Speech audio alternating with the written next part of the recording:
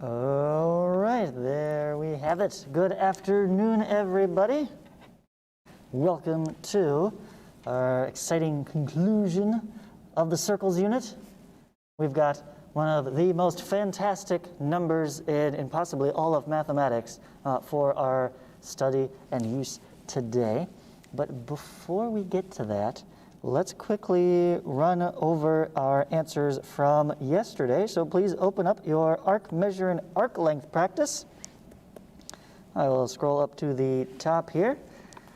And please compare your answers with mine.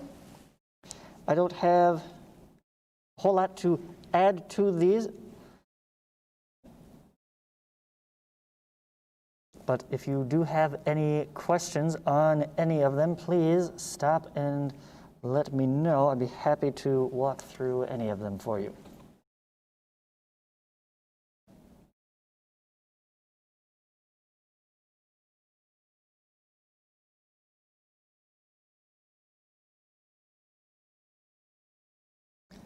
Or if you need me to zoom in on anything, make that bigger on your screen, I can do that too.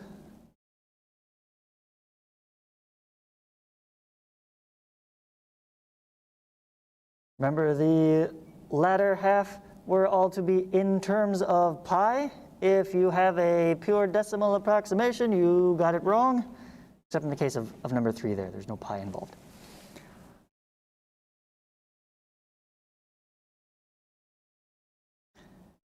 And 4, 5, and 6, in addition to the pi format, it is most proper to leave it as that improper fraction because 35/9 comes to 3.88888888 repeating, and we don't have all day for that. So that is merely an approximation. So this is the most exact form.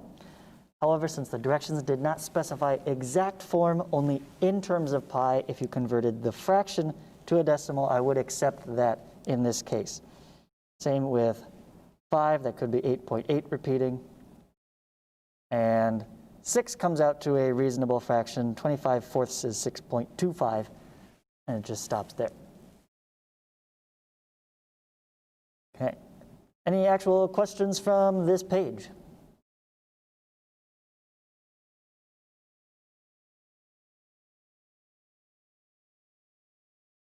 No? All right, then let's jump into today's topic, the circumference diameter ratio, also known as that incredible edible pi. All right, except no actual E on the end. Unfortunately, it's not quite as tasty as maybe the cherry, apple, pumpkin that you might have had last week. Anyways, quick reminder on some historical points, right? This is the Greek letter. We use it to represent that number, which stands in for the actual circumference of a circle divided by its diameter. And this is the fascinating bit. No matter the circle, right, of any size, it's always the same number. If we get a chance next semester, and we actually have a little more in-classroom time together, I do have a wonderful project in which we will all measure actual circles. I've got a whole bunch of different objects we can take measurements of and calculate and find our class average and see how close do we get. And it depends on how accurate you can measure, right? The more precise with your measurement, the more precise your calculation. So that is generally how we've defined and determined pi, is by dividing a circumference by the diameter. Of course, usually you would see that equation expressed for solving for the circumference as pi times the diameter. Of course, we know the diameter is twice the radius, so you could also use 2 pi r for the circumference, as well as the area application, right, pi r squared, which, since the circumference is 2 pi r, you could replace some of this with solving for pi r from the circumference and express area in terms of circumference divided by 2 times r. I will leave it as a thought exercise for you on how that relates to the triangle area formula. Now you can go from triangle to circle, right? If you set it up as many triangles. Imagine unrolling slice of orange. Okay? Anyways, not to get too sidetracked, pi itself is our introduction to a wonderful new kind of number. We had the good old counting numbers, and then all the fractions in between. You get all the positives, and then add to that, we added all the negatives, right? And then maybe you've heard of a thing called complex numbers. You'll get to that in algebra 2. That's a whole nother category up, right? Transcendental is a whole different type of thing. It's not like a level up, it's more level sideways, okay, from the rest of them. Because it cannot be truly, accurately represented with a decimal, okay? Pi, as you know, 3.14159, just keeps going and going, right? Infinitely. It doesn't stop, and it never repeats. There is no good shortcut representation. Well, you just put a little bar over the 8. No, there's nothing like that, because it's going to be different the further you go. Can't represent it with a fraction. Even this fraction, an actual measured circumference divided by diameter, it's only going to get you as many decimal points in pi as you have decimal accuracy of your ruler that you use to measure the circle in the first place. You can never get perfect accuracy there. And even, here's another crazy concept, you can't even find it with a polynomial equation. And that seems kind of odd. You'll study those more in algebra 2. But basically, all of our algebra is known and expressed and can be found with a certain polynomial. And solving a polynomial equation, that's what defines things as being algebraic. Transcendental numbers are even outside of that. So literally all of your known math career is not adequate to properly define pi. It stands unique in that regard. So it's not the only one. Obviously, we have a category. There's a few more in there. You'll see them later. Right? That's how cool it is. This is why it's one of my favorite numbers, and one of the things that comes up time and time again. Super useful, though, because it relates circles to all these other things. Okay, before going on, any questions on that subject matter?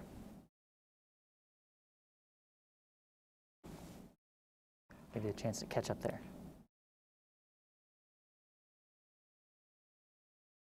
No? Okay. Then I would like to present with you an interactive example. Interactive, that means I need your responses typed into chat here. Here we go. Squaring a circle. What we have here is a square circumscribed around a circle. And we only know the circle as a given radius of r.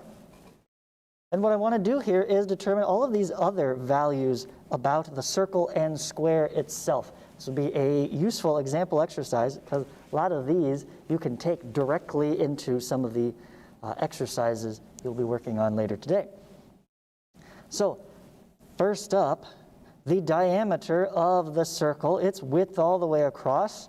In terms of radius, we know and love is what? Type it in chat for me. Everyone should know this. I even said it earlier myself. Diameter in terms of radius.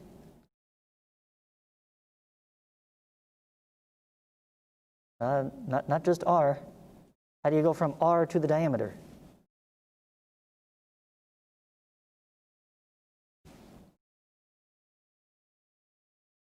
Right? I want the whole diameter here. How much is that compared to r?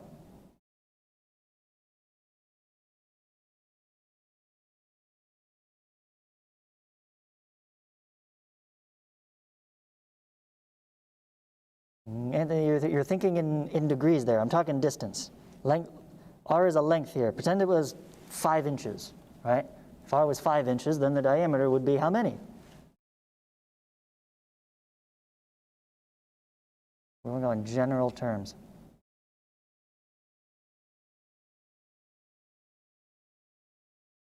Yes, Anthony, you are correct. It would be 10. So generally speaking, what did you do to r to get that?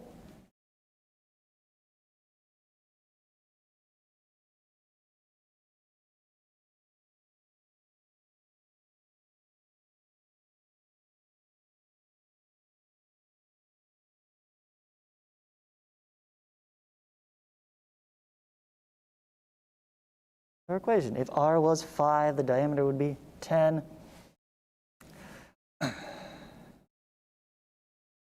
R is the radius, so it would be half of it. Half. The radius is half the diameter.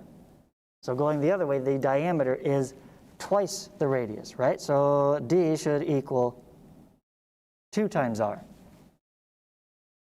Okay? That's what we're looking at here. What is all of these in terms of R? How about the circumference? Or let me use the highlighter here, right?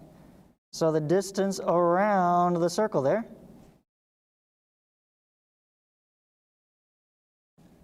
What is that guy? Somebody else. Anthony answered the last one. Esmeralda, you're at the top of the list. I'm picking on you today.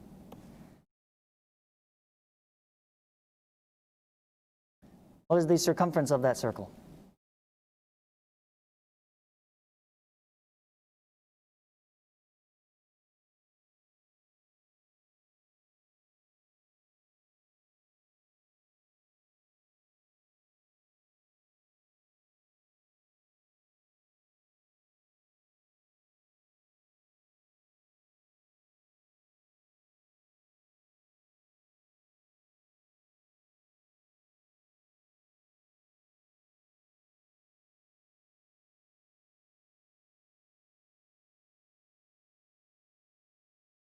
Are you here?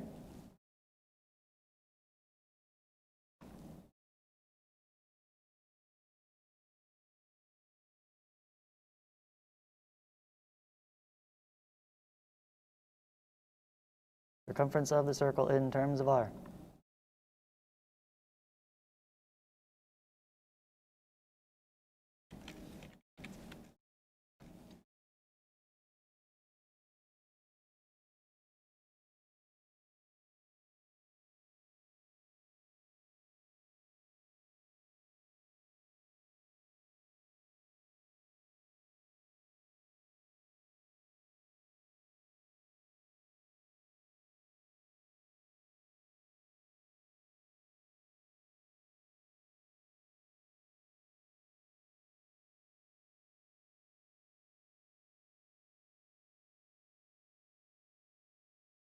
Guys, these are the easy ones. If you can't do this, you're really going to struggle with the practice later. This is the setup. Same equation we've had before. Oh, hey, you're back. Busy doing things. You're in the middle of class. Come on, I expect more attention here. All right, give me the formula here, the circumference of the circle.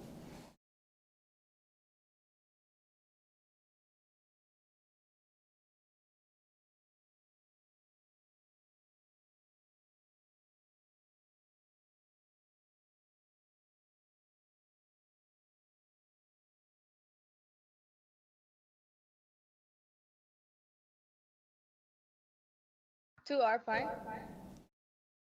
2r pi. That'll do. Oh, let me get a better 2 there.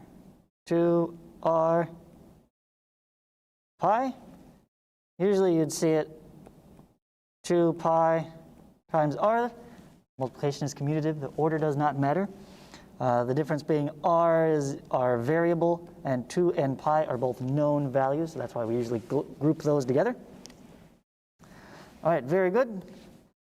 How about the side of the square? Let me go highlighter here. Who can give me that one? Jackie, give me the side of the square.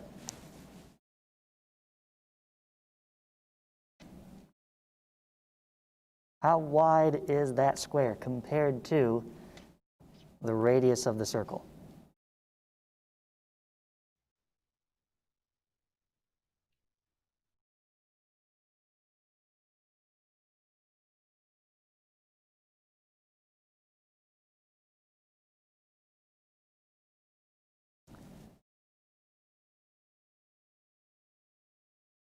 I see your box lighting up, but I don't hear anything from you.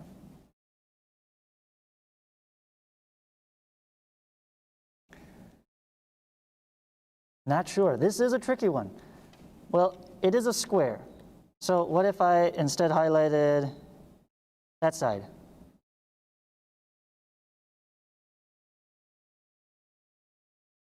How would you compare the width of the square to, say, the width of the circle, aka its diameter? It's the same. It's the same, yeah. So that means the length of the side of the square is how many r's? 2. 2. No. Wait. It's 2 r's, right? Here's the radius. The diameter is twice the radius, right? That's the definition of the circle, right? Okay. And since the circle fits exactly inside the square, its diameter is exactly the width of the square. They are exactly the same. The diameter and the side length of the square are the same, both 2r. Now, if you were to add up all 4 sides of the square, you would get a perimeter of 1, 2, 3, 4 times 2r, or 8r, and compare that to the circumference of the circle, which is a little bit more than 6r, right? Pi is a little more than 3. 2 times 3 is 6. The circumference around the circle is 6 times the radius, whereas the perimeter around this square is 8 times the radius. There's something to think about, an interesting comparison. That's the difference between going the long way and literally cutting the corners. Right? It's a much shorter trip around. And then we can expand that onto area as well. Let's go back to green here. The area of the circle, pi times radius squared. And the area of the square would be with side length squared, which is 2r all squared. So if we work that out, power of a product, you get 2 squared is 4, and then the r squared. And remember, pi is about 3, so just for comparison's sake in your head, recognize the area of the circle is a little more than 3r squared, whereas the area of the square ends up being 4r squared. All right? Okay, an interesting comparison there. Any questions on that example?